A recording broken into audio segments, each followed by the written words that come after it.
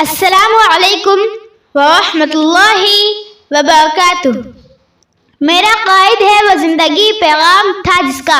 میرا قائد ہے وہ زندگی پیغام تھا جس کا، صداقت ذات تھی جس کی، امانت نام تھا جس کا، وہ رفتہ رفتہ جس نے قوم کو منزل عطا کر دی، وہ رفتہ رفتہ جس نے قوم کو منزل عطا کر دی، کلی آغاز تھی جس کی، چمن انجام تھا جس کا، وہ ذات جس کی حمد کے ترانے فرشتے گاتے ہیں، جسے اللہ تعالیٰ نے رحمت للعالمین قرار دیا، اس کی ذات بابرکات کو زمانے بھر کے لیے رول ماڈل ٹھہرایا، جس کی پرواز کی منزل سدرۃ المنتہا ہے۔ آپ صلی اللہ علیہ وسلم کو قریب سے دیکھنے والی ہستی نے آپ کی ذات کی تفسیر وَإِنَّكَ لَعَلَىٰ خُلُقٍ عَظِيمٍ، یعنی آپ عظیم الشان اخلاق پر فائز تھے، یہ کہہ کر بیان فرمائی ہے۔ جس طرح قرآن پاک کی تفسیر کی تکمیل ممکن نہیں، اسی طرح آقا نامدار محمد مصطفیٰ احمد مجتبیٰ صلی اللہ علیہ وسلم کے ذات کے فضائل اور شمائل کو مکمل بیان کرنا کبھی ممکن نہیں ہے۔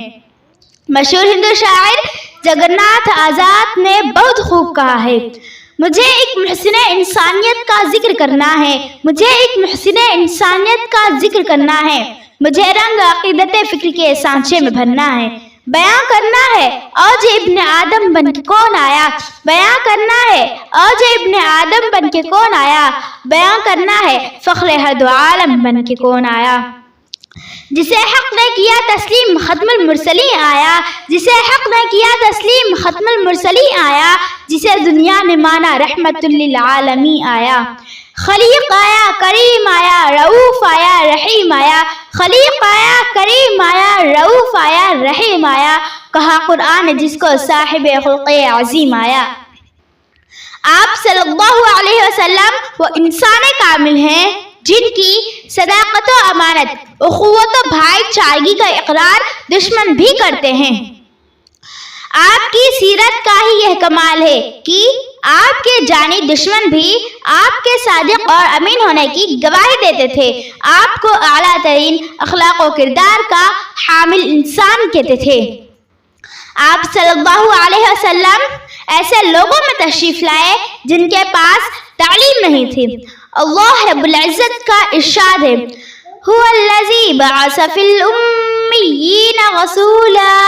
وہ ذات جس نے ان پڑھوں میں اپنے رسول کو بھیجا، اور رسول بھی وہ تشریف لائے جو زندگی میں کسی انسان کے سامنے شاگرد بن کر کبھی نہیں بیٹھے۔ مائیکل ہارٹ نے ایک کتاب لکھی ہے جس کا نام دی 100 ہے، وہ خود مذہبی اعتبار سے عیسائی ہے، کرسچین ہے۔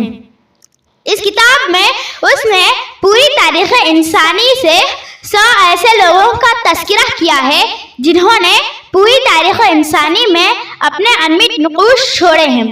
چنانچہ اس کتاب کے بارے میں تذکرہ کرتے ہوئے اس نے یہ لکھا ہے، A ranking of the most influential persons in the history، وہ کہتا ہے کہ میں نے پوری تاریخ انسانی میں سے 100 ایسے لوگوں کو چھانٹا ہے جنہوں نے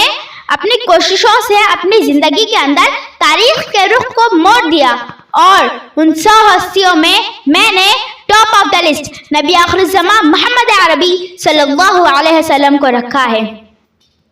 یہ تذکرہ کرتے ہوئے اس نے ایک جملہ لکھا ہے،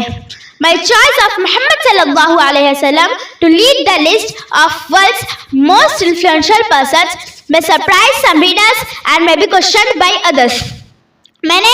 عیسائی ہونے کے باوجود اس لسٹ کو لیڈ کرنے کے لیے سب سے پہلے محمد عربی صلی اللہ علیہ وسلم کا تذکرہ کیا ہے۔ اس سے بعض لوگ حیران ہوں گے کہ یہ عیسائی ہونے کے باوجود اپنے پیغمبر حضرت عیسیٰ علیہ السلام کو 3 نمبر پر رکھ رہا ہے اور مسلمانوں کے پیغمبر کو 1 نمبر پر رکھا ہے۔ لیکن اس کی میرے پاس ایک ٹھوس دلیل موجود ہے، وہ کہتا ہے بٹ میں نے ایسا کیوں کیا، دس از بیکاز میں نے ایسا اس وجہ سے کیا ہے، he was the only man in the history who was supremely successful on both the secular and religious level۔ میں نے ایسا کیوں کیا؟ وہ کہتا ہے میں نے ایسا اس وجہ سے کیا ہے کہ تاریخ انسانی میں محمد عربی صلی اللہ علیہ وسلم ایک ہی ہستی ہیں، اکیلے ہیں، جو مذہبی میدان میں بھی سیکولر فیلڈ میں بھی انتہائی بلندیوں پر ہیں، کوئی ان کے مقابل میں نہیں ہے۔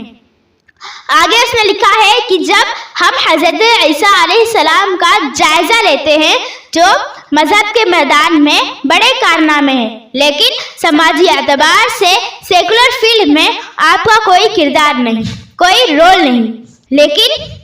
پوری تاریخ انسانی میں محمد عربی صلی اللہ علیہ وسلم تنہا ایسے ہیں جو مذہبی میدان میں بھی سیکولر میدان میں بھی انتہائی بلندیوں پر ہیں۔ جو انسان آپ صلی اللہ علیہ وسلم کی سیرت کو پڑھتا ہے وہ یہ کہنے پر مجبور ہو جاتا ہے کہ زمانہ لائے نظیر اس کی، زمانہ لائے نظیر اس کی، فلاح انسان فقیر اس کی، کمال ہے جس ادا کو دیکھو، کمال ہے جس ادا کو دیکھو، محمد مصطفیٰ کو دیکھو، کمال ہے جس ادا کو دیکھو، محمد مصطفیٰ کو دیکھو۔ جب آپ صلی اللہ علیہ وسلم دنیا میں تشریف لائے اس وقت عرب کے لوگ تہذیب و تمدن کے لحاظ سے بہت ہی گری ہوئی حالات میں تھے۔ ایڈورڈ گبن ایک انگلش رائٹر ہے، وہ ان حالات کے بارے میں لکھتا ہے کہ at the time Arabia was the most degraded nation of the world۔ اس وقت عرب کے لوگ دنیا کی ایک ذلیل ترین قوم تھے۔ آپ صلی اللہ علیہ وسلم نے ایسے ان پڑھوں میں اپنی مبارک زندگی گزاری۔ وہ ابو بکر و عمر، عثمان و علی، طلحہ و زبیر، عبد الرحمن ابن عوف اور سعد و سعید وہی حضرات ہیں جو آپ سے تعلیم حاصل کرتے تھے۔ دینی تعلیم حاصل کر کے ان لوگوں میں اتنی بلندی پیدا ہوئی، اتنا علم آیا، اتنی معرفت آئی، جہانگیری و جہاں بانی کے انہوں نے اتنے راز سیکھے کہ جب آپ صلی اللہ علیہ وسلم نے اس دنیا سے تشریف لے گئے تو اسی رائٹر کو لکھنا پڑا کہ right after the death of Muhammad sallallahu alaihi wasallam, the land of Arabia became the nursery of the heroes۔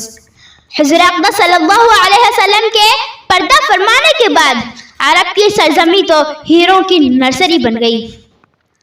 Pandit ہری چند اختر جو ایک مشہور ہندو شاعر گزرے ہیں، وہ آپ صلی اللہ علیہ وسلم کی تعریف اس انداز سے کرتے ہیں، کس نے ذروں کو اٹھایا اور صحرا کر دیا، کس نے ذروں کو اٹھایا اور صحرا کر دیا، کس نے قطروں کو ملایا اور دریا کر دیا، کس کی حکمت نے یتیموں کو کیا در یتیم، کس کی حکمت نے یتیموں کو کیا در یتیم اور غلاموں کو زمانے بھر کا مولا کر دیا۔